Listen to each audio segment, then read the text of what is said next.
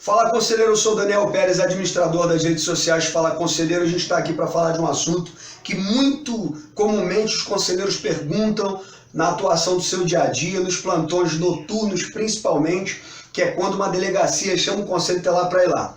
E por vários motivos, às vezes porque aprenderam um adolescente em flagrante de ato infracional, às vezes porque acharam um adolescente na rua, num bar lá, bebendo numa briga e conduziram todo mundo para a delegacia. É muito comum se chamar o conselho tutelar, aliás, para vários lugares, mas vamos falar primeiramente sobre esse assunto da delegacia. Às vezes o policial militar já está lá na delegacia com todo mundo, o delegado chama, né? A autoridade do delegado. E a gente precisa colocar bem aonde está o conselho nessa história.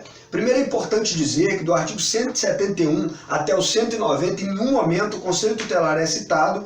Quando digo isso, digo dos artigos 171 a 190 do Estatuto da Criança e do Adolescente. Ele é citado como agente que participa da apuração de ato infracional cometido por adolescente. Nós sabemos que no artigo 105 diz que criança também comete ato infracional, que as medidas previstas para o ato infracional cometido por criança, que é aquele indivíduo de 0 a 12 anos incompletos, essas medidas são as previstas no artigo 101, do 1 ao 6º. E quem aplica essas medidas é o Conselho Tutelar, do ato infracional cometido por criança. Isso está lá no artigo 136, inciso 1º, né? Que o Conselho Tutelar vai atender crianças e adolescentes nas hipóteses previstas no artigo 98 e 105, que é o ato infracional cometido por criança. Mas o ato infracional cometido por adolescente não é competência do Conselho Tutelar, senão da Polícia Militar, Polícia Civil, Ministério Público e juiz, que lá no final vai aplicar uma medida protetiva ou então vai pedir para que o Conselho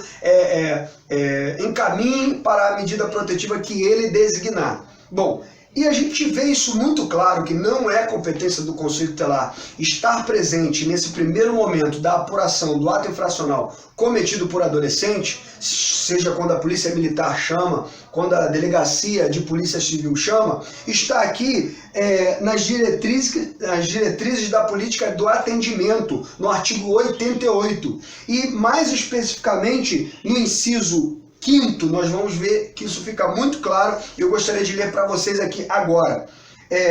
Integração operacional dos órgãos do Judiciário, Ministério Público, Defensoria, Segurança Pública e Assistência Social, preferencialmente em um mesmo local, para efeito de agilização do atendimento inicial a adolescente a quem se atribua autoria de ato infracional. Isso está aqui no artigo 88, inciso 5º.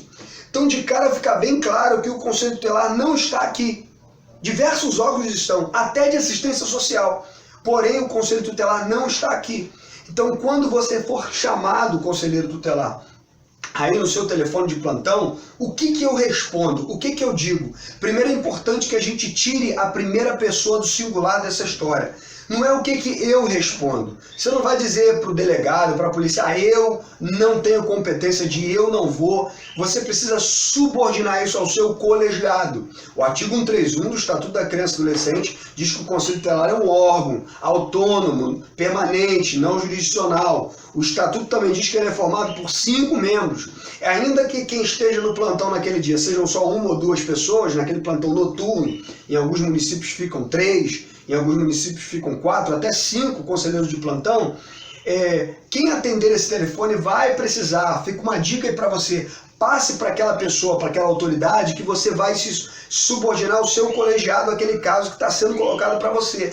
Então não responda na primeira pessoa do singular, eu não vou, não é a minha atribuição, mas diga a ele, olha só, eu vou passar o caso para o colegiado do Conselho Tutelar, porque o Conselho Tutelar é um órgão colegiado, composto por 5 membros, e lhe darei o retorno deste fato.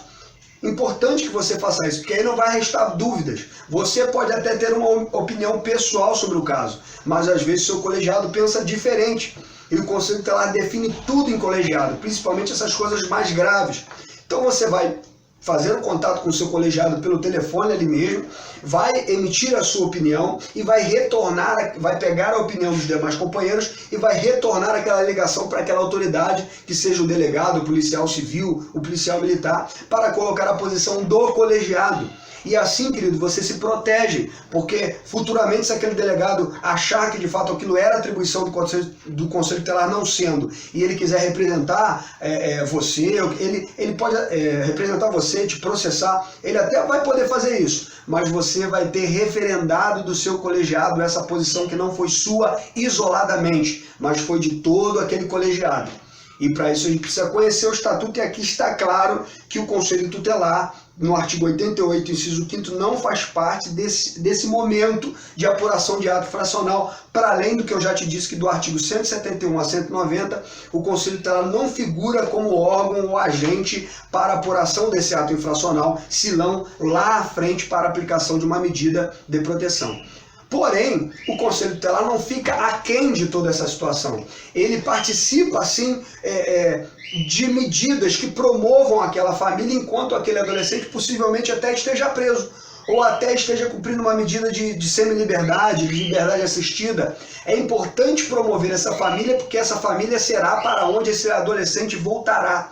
E como se promove a família? Aplicando as medidas previstas no artigo 129.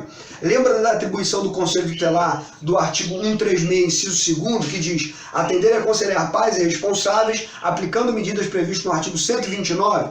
O Conselho deve, enquanto esse adolescente está cumprindo medida socioeducativa ou não, está cumprindo uma medida de semi-liberdade ou liberdade assistida, aplicar medidas que promovam essa família, porque se isso aconteceu, certamente é porque essa é uma família talvez com alguns desajustes, precisando de alguma ajuda técnica, profissional, e o Conselho Tutelar pode atuar e ficar vigilante nisso. Uma outra questão que precisa ser vista é que o Conselho Tutelar fiscaliza unidades de atendimento referidas no artigo 90, e a unidade de internação é uma delas. Quando ao adolescente é aplicada uma medida de internação, o Conselho Tutelar tem o dever de fiscalizar o local onde ele está internado, o local onde ele foi, entre muitas aspas, preso.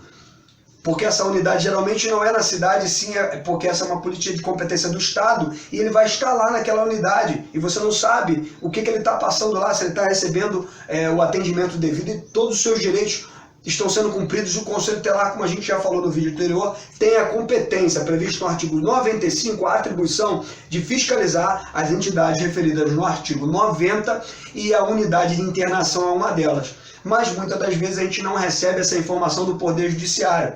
Então é importante marcar uma reunião com o juiz, com a promotora, com o Poder Judiciário, com os órgãos do Judiciário, para estabelecer esse fluxo, que sempre que um adolescente que é daquela cidade for presa lá, ou for internada, né, porque a palavra não é presa, for internada, receber a medida socioeducativa de internação lá no Estado, lá na unidade de internação, o Conselho seja informado disso, tanto para que ele possa aplicar as medidas à família do 129 para promover essa família, quanto para que ele possa fiscalizar o local onde esse adolescente está e se ele está tendo todos os seus direitos garantidos. Eu vou colocar aqui nesse vídeo, nesse e-mail que eu estou colocando aqui embaixo para você agora, danielperesconselheiro@gmail.com, danielperesconselheiro@gmail.com, está aqui embaixo para você.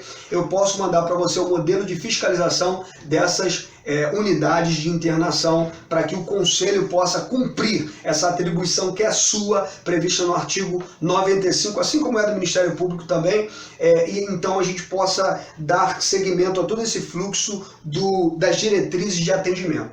Então fica a resposta aí. Você vai analisar, se o adolescente estiver lá e foi configurado que ele foi enquadrado como autor de ato infracional, não é competência do Conselho Tutelar comparecer àquele local, senão para somar parceria com a delegacia, que a delegacia tem a obrigação de comunicar aos pais e responsáveis daquele adolescente que ele está lá, que a ele está sendo atribuído o ato infracional. E é claro que o Conselho, como órgão, pode somar parceria, dizer, delegado, nós podemos ser parceiro seu aí, ir até o Conselho e ver se identificamos o endereço desse adolescente. Agora, se não for identificado esse endereço, nós não podemos e não temos a atribuição de fazer nada nesse momento.